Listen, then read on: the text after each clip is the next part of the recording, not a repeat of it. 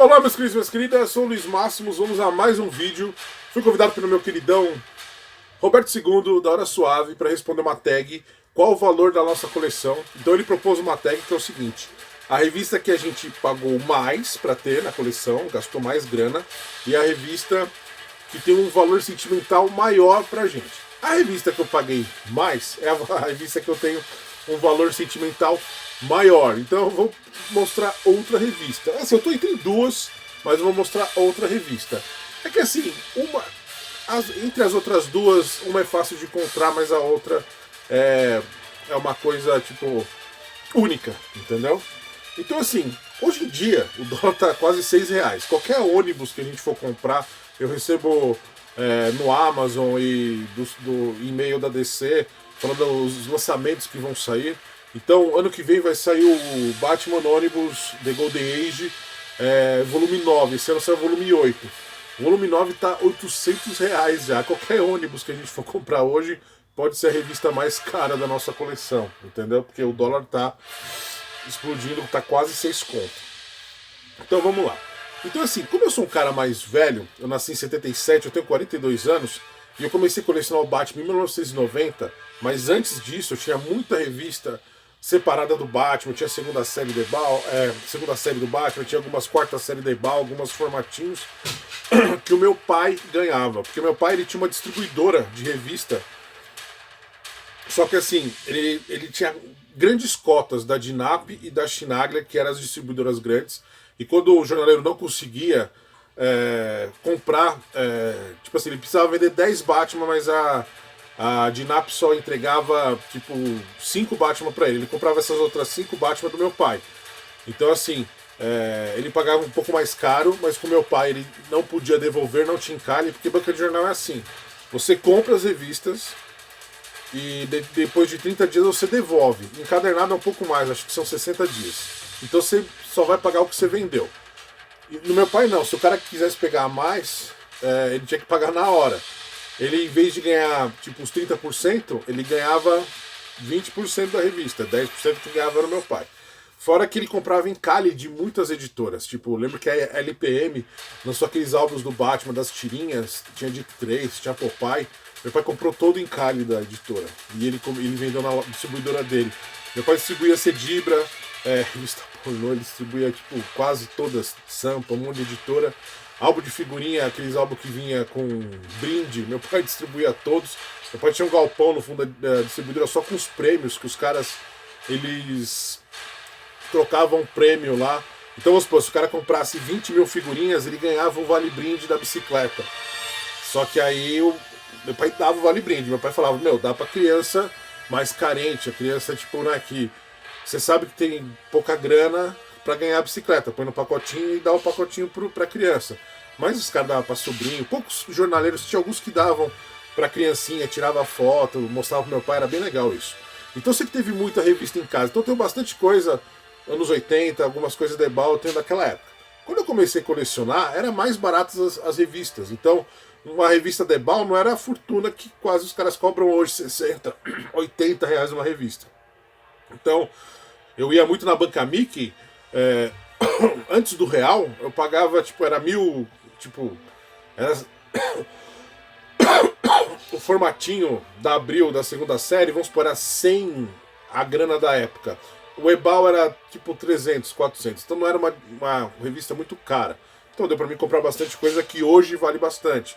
Então, as Lobinhos que eu tenho, as primeiras séries do Batman que eu tenho, meu pai comprou de um colecionador que chamava Seu Benê. Então, tipo, na época eu paguei, tipo, na primeira série, meu pai pagou R$10. Na Lobinha ele pagou R$30. Isso foi lá nos anos 90, acho que foi 94, 95. Então, hoje vale bastante, mas não foi o que eu paguei mais. O que eu paguei mais, o que eu gastei mais grana, foi um dia que eu comprava as minhas importadas na Siciliano. Então assim, hoje eu tenho, desde 64 do Batman importado, eu tenho tudo, mas muita coisa eu comprei no começo dos anos 2000, quando o dólar estava baixo, e eu não comprava em um estado perfeito, eu comprava mais barata. Então vamos supor, primeira aparição do Máscara Negra, eu não comprei a perfeita, tipo, eu paguei tipo $3 numa versão que estava bonitinha, estava completa, mas não precisa ser perfeita. a primeira aparição da Harley Quinn, as duas primeiras, a do quadrinho e a do Animated, eu comprei quando saiu. Então muitas dessas coisas eu tenho da época que saiu. Então eu não gastei tanto, tipo Batman no 1, tipo, a primeira aparição do Jason, eu paguei barato, porque eu comprei quando o dólar tava barato e não tava no estado perfeito, entendeu? Muita coisa também eu comprava no eBay, etc. Então assim, quando eu comprava as importadas antes de comprar na Muito Prazer, na Devir, ou na Merlin, ou na Ion, que tinha aqui em São Bernardo, onde eu fiz o curso de quadrinhos, eu comprava na Siciliano, antes de comprar nessas comic shops. Então, todo mês, toda semana quase, todo dia eu saía da escola e ia na Siciliano pra ver se chegou alguma coisa. Um dia eu fui na Siciliano com o Marcos, um amigo meu que colecionava também, e lá eu encontrei, a gente encontrou duas. Era uma do Batman e uma do Coringa, que é essa aqui, ó. Era do Cretentes Joker, as melhores histórias do Coringa, e a do Batman, que é a que saiu no Brasil, As Várias Faces do Batman, tá ligado? Que vou mostrar uma coisa pra vocês. Aqui tem da minha preferida. Então essa aqui foi a que eu paguei mais. Por que eu paguei mais na revista? Quando ela tava na Siciliano, eu pagava numa HQ mensal do Batman ou Detective Comics um valor X. Só que na época que eu comecei a pegar as importadas, elas começaram a sair um pouco antes, tipo assim, 90 abriu as importações no Brasil, lá, o governo do Collor abriu exportação. Então começou a vir muita revista importada, livro importado, um monte de coisa importada. Começou a vir os quadrinhos também. Só que assim, toda semana o preço subia. Toda semana subia por causa da inflação. Entre, tipo, em 92, 93, que a inflação tava absurda, que as revistas da Abril começaram a ter um código, tipo, pra você todo dia ver o código, porque todo dia mudava. Eu até falei no podcast que eu participei do Mansão N que vai sair, como a revista, vamos supor, ela custava 1.700. No outra semana, depois de 15 dias que saiu outro número, ela já custava 2.500. Aí depois de 15 dias custava 4.000 e pouco. Eu lembro que na escola eles ensinavam a cortar os zeros. Quando cortava o zero para trocar o dinheiro. Então você tinha 1.000 cruzeiros, aí ele virava tipo 100 cruzeiros ou 10 cruzeiros, cortava 2 zeros, cortava um zero. Era uma zona, eram épocas difíceis, assim, tipo, de grana e mercado cheio, porque o cara tinha que receber, tinha que comprar no dia, porque no outro dia já valia mais. E era a mesma coisa com os quadrinhos. Então esse é o quadrinho que eu paguei mais, por quê? Eu pedi pro meu pai esse quadrinho, meu pai foi na Siciliana comigo, e ele viu o valor do quadrinho assim, meu pai tinha grana para comprar o quadrinho, só que ele falou assim, não, você vai juntar.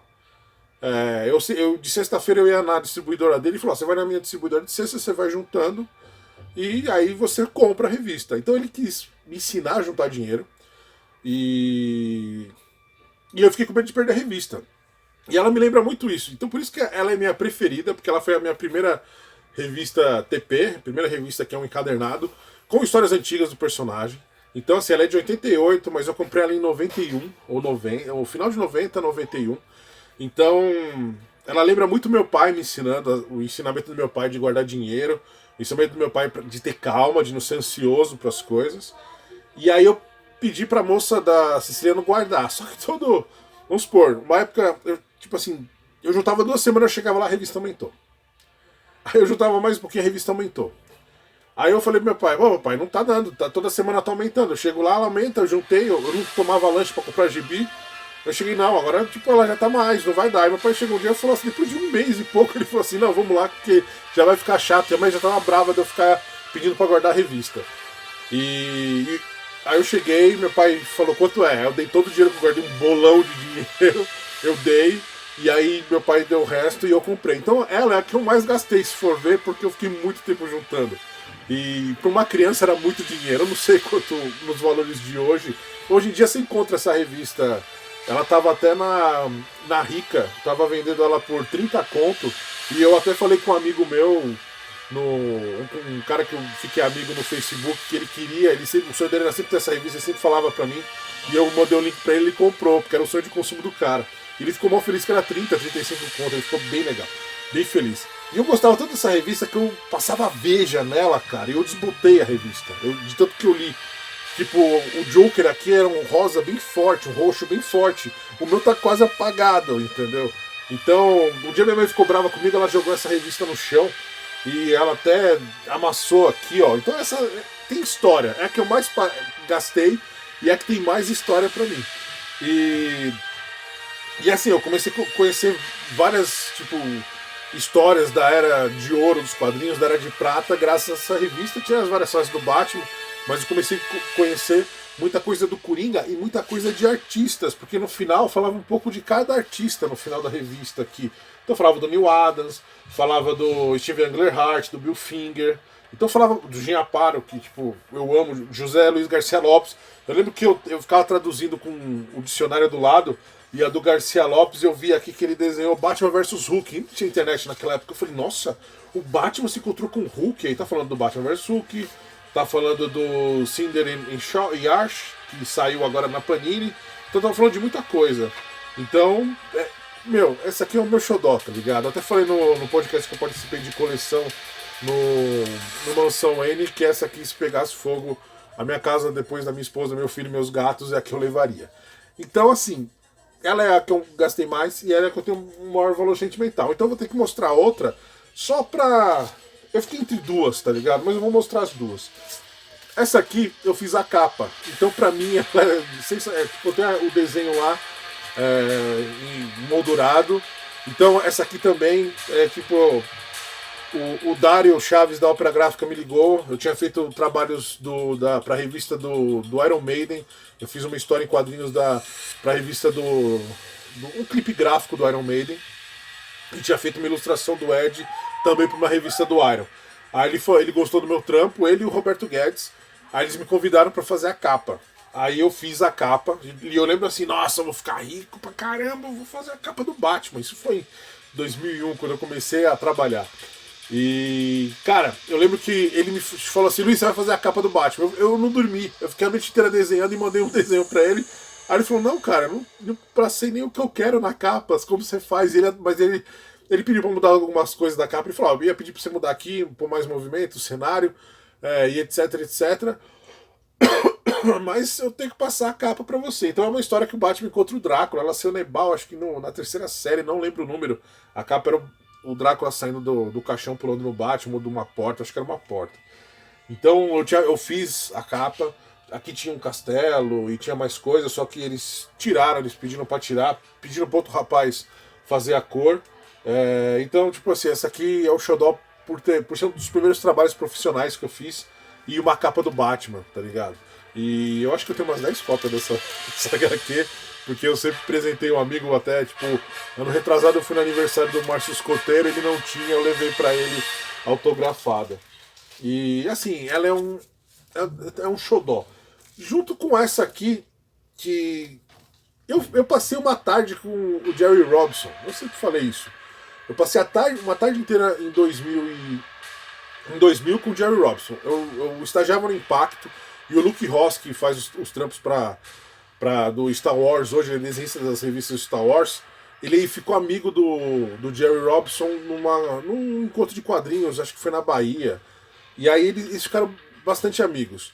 E aí depois eles se encontraram numa Comic Con, não sei qual que foi, eles se encontraram lá. Aí o Jerry Robinson ia vir pra São Paulo porque fizeram um filme dele. Ele ligou pro Luke e falou, Luke, acho que foi até a esposa do Luke que ligou, falou, ligou aqui, ela passou o telefone lá do Impacto e ele falou, tô no hotel aqui, eu posso ir aí? Posso. Aí o Luke chegou pra mim e falou, o Jerry Robinson vai colar aqui no Impacto. Eu falei, você tá zoando, ele sabia que eu gostava do Batman, eu era o estagiário dele. Eu limpava as páginas dele, ia no Xerox, ampliava o esboço, fazia todo o lápis, aí ia lá, arrumava o lápis, o estilão dele, aí o Laguna fazia arte final, aí eu chapava toda a arte final da revista, depois eu ia no Xerox para fazer as cópias para eles guardarem de portfólio, porque eles mandaram, naquela época não tinha aquela coisa de escanear e mandar pela internet, eles mandavam os originais, depois eles recebiam de volta. Aí eu ia lá, tirava o Xerox, depois eu ia no correio, então eu fui auxiliar dele durante quase um ano, que foi o final do meu curso lá no Impacto. E aí o Jerry Robinson foi pra lá. Então ele contou como ele criou o Coringa, ele contou como ele criou o Robin, ele falou tudo. Toda essa parte de como foi trabalhar com o Bob Kane, como era o Bill Finger, tudo isso ele contou pra gente. Eu perguntei pro Klebs se ele tem a fita ainda que o Klebs gravou, toda a conversa que a gente teve lá. E foi sensacional. Aí eu descobri que o cara, tipo, ele não fez só o Coringa, só o Hobby, ele fez quadrinhos políticos. O Nixon quis conhecer ele porque ele desenhava bastante coisa criticando o Nixon. Então ele fez um cara ser solto numa prisão de Cuba, criando um prêmio de quadrinhos que não existe, só pro cara sair de Cuba e receber o prêmio. Aí quando o cara saiu, o cara ficou nos Estados Unidos. Então assim, o cara foi um super-herói na vida, entendeu? Ele foi um cara que não só deu, junto com o Bill Finger, porque o Bob Kane não fala, ele mesmo falava que o Bob Kane, eles faziam uma reuniãozinha da semana, Bob Kane no fim do dia só para assinar o fim das páginas. Se vocês verem as páginas das HQs antigas, todas têm uma assinatura do Bob Kane. Porque quem fazia era o Jerry Robson e mais uns desenhistas lá, porque não era só Bob Kane, o Bill Finger e o Jerry Robson, tinha mais uns 3, 4 caras lá. E aí ele dava um visto no final, assim, ele falava, vou dar um vistinho aqui, o meu visto tá ok, tá do jeito que eu quero. Porque ele só queria a grana da DC para ele bancar o estúdio. Então, meu, foi uma tarde, tipo, inesquecível. E depois a gente foi eu não sei se foi no Sesc ou foi num cinema, esses cinemas tipo Itaú Cultural. Aí a gente foi lá e assistiu o documentário, encontrei com ele lá de novo. Tipo, e assim, o Klebs falou pra ele assim, o Luiz, ele chama de Luiz Batman. Falou, o Luiz Batman é muito fã do Batman. Quando ele era moleque, ele fez um monte de arte marcial porque ele queria ser o Batman, ele fez curso de detetive. Aí eu fiquei com uma cara de besta, assim. E ele, tipo, olhou pra mim, tipo assim, nossa, cara, você é bizarro, tá ligado? E lá eu tinha uma revista, As Várias Fases do Batman, que eu tentava emular o traço do Neil Adams, tinha uma história do Neil Adams. E aí ele assinou pra mim, bem na revista, bem na parte que tem o Robin. E ele fez, tipo, ele falou, e aí ele falou assim, esse logo do Robin é o melhor logo que eu fiz da minha vida. Porque ele falou que depois ele nunca mais fez logos assim. Então ele falou que fez vários estudos para fazer esse logo que tem dentro dessa revista. E aí eu e o Punk, que também é um cara que estagiava lá com a gente pediu um desenho. E aí ele pegou, isso aqui é uma propaganda do Impacto. Aqui é o desenho do Jerry Robson, aqui ó. Jerry Robson SP 2000. Ele falou assim, tô cansado, não vou fazer um de corpo inteiro. Ele falou assim, se eu vim aqui de novo eu faço um de corpo inteiro, mas ele não foi, porque depois que ele viu o filme ele infartou, ele teve um infarto de emoção, porque ele ficou muito emocionado com o documentário que fizeram pra ele. Aí ele pegou o quê? Ele pegou 2 papéis do Impacto e desenhou o Batman inteiro, assim, ó, tipo, aqui. Aí eu peguei a parte que aparecia mais a cara e o Punk pegou a outra. E, pô, foi sensacional. Então, essa aqui é do coração. Eu vou considerar junto com essa aqui, porque tem a ver coisa da minha profissão de ser um artista. E essa aqui também é de coração, mas é a que mais me marcou, assim, que mais paguei, porque eu fiquei juntando muita grana. E hoje em dia, se você comprar um ônibus, vai ser que você mais vai gastar grana. Claro, se você não comprar uma HQ importante no leilão, beleza? Então essas foram as minhas. Eu não sei se o Roberto passou para as pessoas que eu vou passar, mas eu vou tentar passar para essas pessoas, porque acho que hoje só saiu o vídeo do Roberto. Então eu vou passar para o Carlos Vasques, do Mansão Wayne. Eu vou passar para o Vicente, do Fala Animal. E vou passar para o André, também, do Mansão Wayne, para saber, tipo, qual é o gibi do coração deles. Que essa do coração eu acho a parte mais foda, porque colecionar assim é um diário e eu não fico muito preocupado com a que vale mais, etc. Tipo, eu só deixo as que valem mais lá em cima por causa dos meus gatos, que eu tenho medo dos meus gatos arranharem. Mas, tipo, o gibi, assim, é como o Roberto falou no vídeo dele, tá surrado alguma coisa, tem que ter isso, porque você lê, é marca da sua vida com aquilo, entendeu? Tipo as nossas marcas da vida, entendeu? Uma cicatriz, entendeu? Aquela coisa que você lembra sempre, entendeu? Tipo essa minha cicatriz aqui, que eu vou sempre lembrar agora que eu fiz uma cirurgia, mas é tipo, é a sua história. Então, o gibi tá usadinho, tá amassado, ou caiu, fiquei puta, amassou, não tem problema, pra mim. É o meu gibi, é a minha história. Tem gibi que lembra quando o Antônio nasceu, tem gibi que lembra quando eu comecei a namorar minha esposa, tem esse gibi que lembra meu pai me ensinando, me passando, tipo, ensinamentos dele quando eu queria comprar. Então é isso, deu um pau, parou de filmar. Então é isso, meus queridos e minhas queridas. Então beijos e abraços, até a próxima e vamos passar essa tag aí. Eu vou juntar o vídeo, vai ficar um pulo, tá ligado? Mas eu vou juntar, beleza? Então é isso, beijos e abraços e até.